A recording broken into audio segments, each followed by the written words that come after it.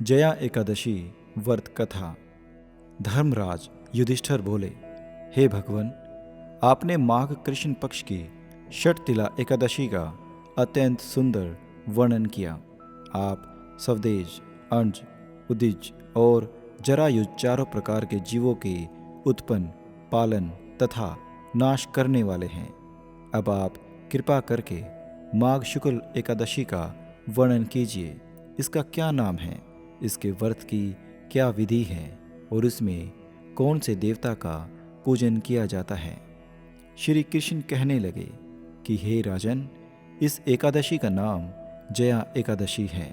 इसका व्रत करने से मनुष्य ब्रह्म इत्यादि पापों से छूटकर मोक्ष को प्राप्त करता है तथा इसके प्रभाव से भूत, पिशाच आदि योनियों से मुक्त हो जाता है।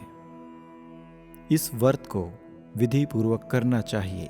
अब मैं तुमसे पद्म पुराण में वर्णित इसकी महिमा की एक कथा सुनाता हूँ। देवराज इंद्र स्वर्ग में राज करते थे और अन्य सब देवगण सुखपूर्वक स्वर्ग में रहते थे। एक समय इंद्र अपनी इच्छा अनुसार नंदन वन में अप्सराओं के साथ विहार कर रहे थे और गंधर्व गान कर रहे थे। उन गंधर्वों में प्रसिद्ध पुष्पदंत तथा उसकी कन्या पुष्पवती और चित्रसेन तथा उसकी स्त्री मालिनी भी उपस्थित थे। साथ ही मालिनी का पुत्र पुष्पवान और उसका पुत्र माल्यवान भी उपस्थित थे। पुष्पवती गंधर्व कन्या माल्यवान को देखकर उस पर मोहित हो गई और माल्यवान पर काम बाण चलाने लगी। उसने अपने रूप, लावण्य और हाव भाव से माल्यवान को वश में कर लिया। अब वे इंद्र को प्रसन्न करने के लिए गान करने लगे, परंतु परस्पर मोहित हो जाने के कारण उनका चित्त भ्रमित हो गया। इनके ठीक प्रकार न गाने तथा स्वर ताल ठीक नहीं होने से इंद्र इनके प्रेम को समझ गया और उन्होंने इसमें अपना अपमान समझा और उनको श्राप दे दिया। इंद्र ने कहा, हे मूर्खों, तुमने मेरी आज्ञा का उल्लंघन किया है, इसलिए तुम्हारा धिक्कार है। अब तुम दोनों स्त्री पुरुष के रूप में मृत्युलोक को जाकर पिशाच रूप धारण करो और अपने कर्म का फल भोगो। इंद्र का ऐसा श्राप सुनकर वे अत्यंत दुखी हुए और हिमालय पर्वत पर दुखपूर्वक अपना जीवन व्यतीत करने लगे। उन्हें गंध, रस तथा स्पर्श आदि का कुछ भी ज्ञान नहीं था। वहाँ उनको महान दुख मिल रहे थे। उन्हें एक क्षण के लिए भी निंद्रा नहीं आती थी। उस जगह अत्यंत ठंड थी, इससे उनके रोंगटे खड़े रहते और शीत लहरों के चलते उनके दांत बजते भी रहते। एक दिन पिशाच ने अपनी स्त्री से कहा कि पिछले जन्म में हमने ऐसे कौन से पाप किए थे जिससे हमको यह दुखदायी पिशाच योनि प्राप्त हुई। इस पिशाच योनि से तो नरक के दुख सहना ही उत्तम है, अतः हमें अब किसी प्रकार का पाप नहीं करना चाहिए था। इस प्रकार विचार करते हुए वे अपने दिन व्यतीत कर रहे थे। देवयोग से तभी माघ मास में शुक्ल पक्ष की जया नामक एकादशी आई।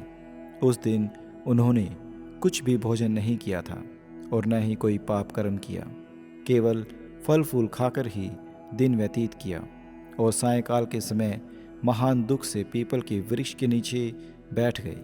उस समय सूर्य भगवान अस्त हो रहे थे। उस रात को अत्यंत ठंड थी, इस कारण वे दोनों शीत के मारे अति दुखित होकर मृतक के समान आपस में चिपटे हुए पड़े रहे। उस रात्रि को उनको निद्रा भी नहीं आई। हे राजन, जया एकादशी के उपवास और रात्रि के जागरण से दूसरे दिन प्रभात होते ही उनकी पिशाच योनि छूट गई।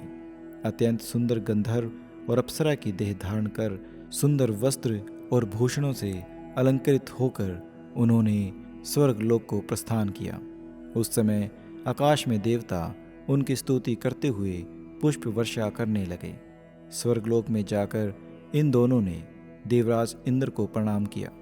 इंद्र उनको पहले के रूप में देखकर अत्यंत आश्चर्यचकित हुए और उन्हें पूछने लगे कि तुमने अपनी पिशाच योनि किस तरह छुड़ाई, सो सब बतलाओ। माल्यवान बोले कि हे देवेंद्र, भगवान विष्णु की कृपा और जया एकादशी के व्रत के प्रभाव से ही हमारी पिशाच देह छूट गई। तब इंद्र बोले कि हे माल्यवान, भगवान की कृपा और एकादशी का व्रत करने से न केवल तुम्हारी पिशाच योनि छूट गई, बल्कि हम लोगों के भी वंदनीय हो गए, क्योंकि विष्णु और शिव के भक्त हम लोगों के वंदनीय हैं। अतः आप धन्य हैं। आप पुष्पवती के साथ जाकर विहार करो। श्री कृष्ण कहने लगे कि हे राजा युधिष्ठिर, इस जय एकादशी के व्रत से बुरी योनि छूट जाती है। जिस मनुष्य ने इस एकादशी का व्रत किया है, उसने मानो सब यज्ञ, जप, दान आदि कर लिए हैं। जो मनुष्य जया एकादशी का व्रत करते हैं, वे अवश्य ही 1000 वर्ष तक स्वर्ग में वास करते हैं। अगर आपको हमारी वीडियो अच्छी लगे तो आप हमारे YouTube चैनल को सब्सक्राइब ज़रूर कर दें और साथ में लाइक, शेयर और कमेंट भी अवश्य कर दें। राधे कृष्ण।